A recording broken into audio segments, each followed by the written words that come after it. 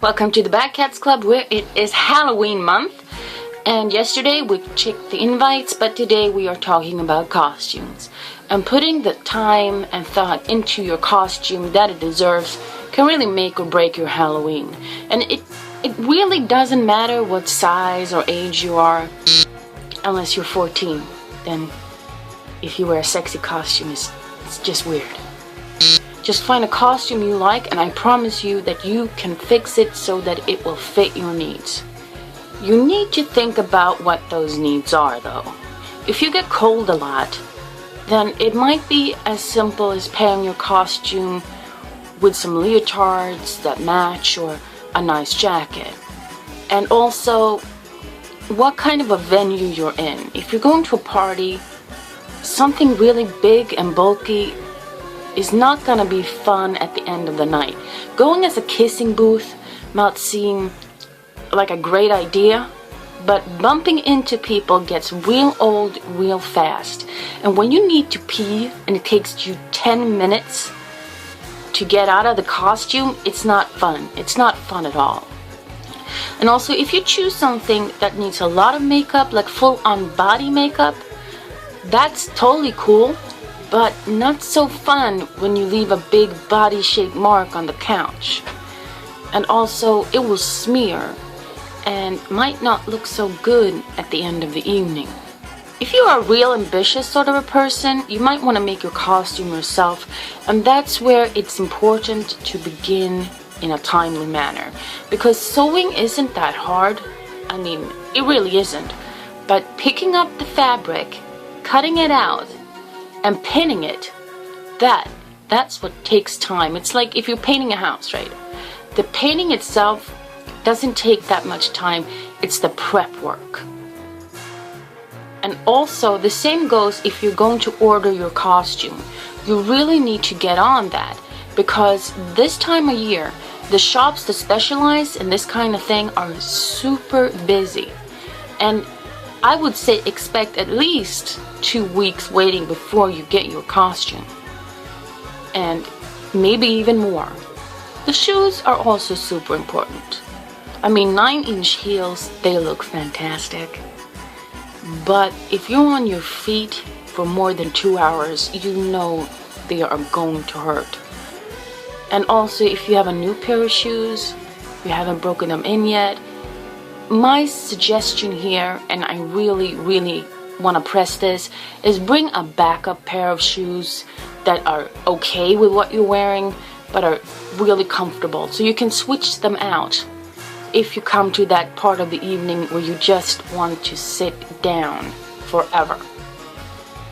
That's super important for a well played out night, is that you're also comfortable. And you cannot sacrifice too much comfort for style.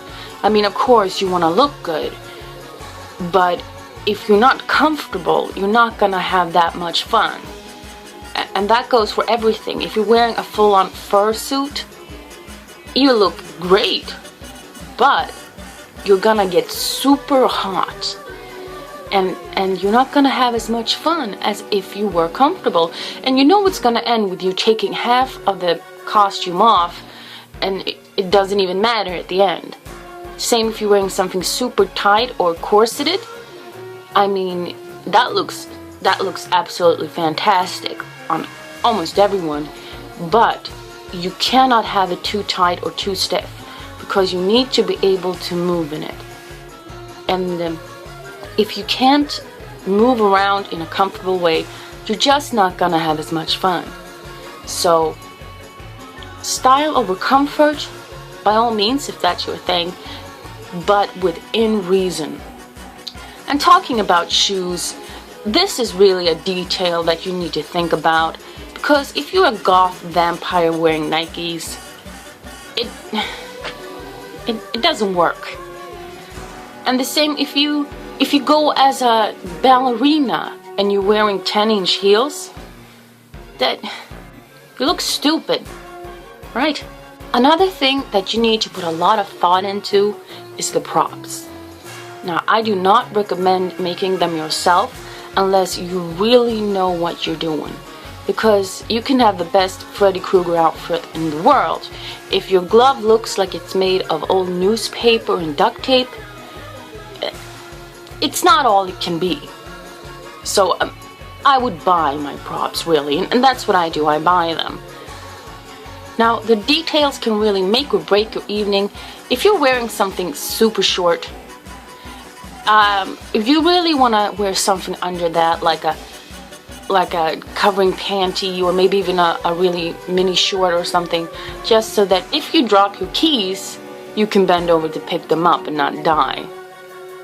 And also pockets.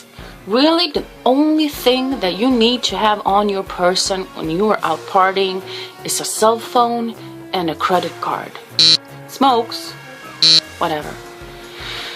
And you really do need that. I mean, you need to bring your cell phone because you don't know when you're gonna get lost or you're gonna lose a friend at the club or whatever, and you're gonna need to give them a call. And also a credit card, really, or a bank card, whatever.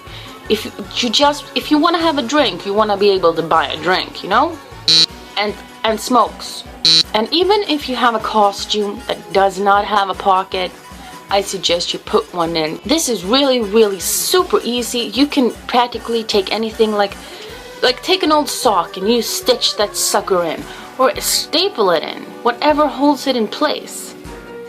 And just plop your stuff in there. And any costume can be fitted with a pocket, unless you're wearing something like this, in which case the help that you need is not really what I'm offering here. And the reason why I recommend a pocket is because even if you have like a small purse or something, you're not going to want to hold that in your hands or on the dance floor. You're going to want to put that down, and you lose stuff. When you drink, you lose stuff. We all know that's true. And also, like, Freddy Krueger does not have a purse. Okay? An undead ballerina will not bring her knapsack. Just won't look right. Trust me, pocket is the way to go. You could even just cut a hole in the lining of whatever you're wearing and poof, instant pocket. But how do you choose a costume? Well, I'm sure you have a million ideas, but you need to narrow that down a little bit. First off, you don't want to go too generic. If you're like the sixth sexy kitten at party, it's not going to be so much fun, right? But you also don't want to go too obscure.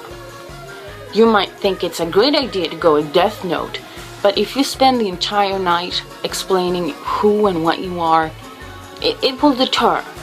So I would say go with something original but recognizable. But something that you feel comfortable and cool in.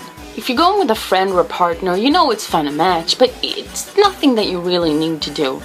You're still two people, and you might want to go as totally different things. Like Penna might want to go as Raggedy Ann, and I am so not going as Raggedy Andy. But say you choose something that is quite recognizable, but you don't pull it off. This is also a reoccurring problem, where people will go as something, and you're like, what are you? I'm like, hello, I'm Freddy Krueger. Don't you see my stripy shirt? No, you need to make sure that you are recognizable for what you are. And also this plays in, because if you're doing something super complicated, like you want to go as RoboCop, and you have nothing prepared, and it's the day before, you might want to scrap that and go for something a little bit more simple. Just to save yourself the stress, you know? And also, I cannot stress this enough. Putting on a slutty outfit and matching it with animal ears does not a costume make. I'm a mouse. Duh. And the same goes for blue jeans and a sweater, pairing it with a mask. That's not a costume, that's you in a mask. But back to business, choosing your costume. My personal feeling here is that it should be horror-oriented. But if you want to go as a Care Bear, then by all means go as a Care Bear. As long as you have fun. I might suggest an undead Care Bear, or like a werewolf Care Bear, but whatever floats your boat, really. And don't sweat too much about the price point and stuff like that, because you can do almost every costume on a budget. And if you're a big girl like me and you want to go sexy, you can do that. If you're a really skinny guy and you want to go like hardcore superhero, you can do that. It's all about finding the right costume for you and adapting it to your needs. So you're going to want to think about the costume in a lot of different ways. What do you want to go as? First and foremost, what do you want to do? How are you going to make this fun for yourself? And also, what kind of things do you enjoy? Are you a big vampire buff? Then by all means, go as a ballerina vampire, or a bear vampire, or a regular vampire. Are you a big horror buff? Well, how about your favorite movie villain? Sure, you'll see your Freddys and you'll see your Jasons, but how many Alessas will you see? You think Twilight is super?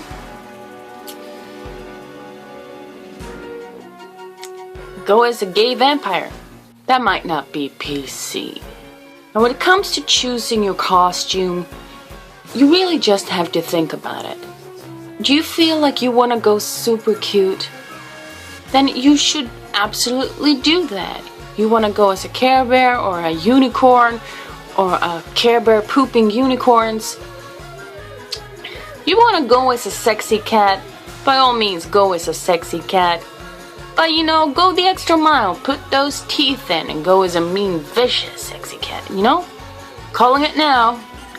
This year's costume, Slender Man. If you're going as a zombie, by all means, but do it full out. Like robe and the slippers and shit.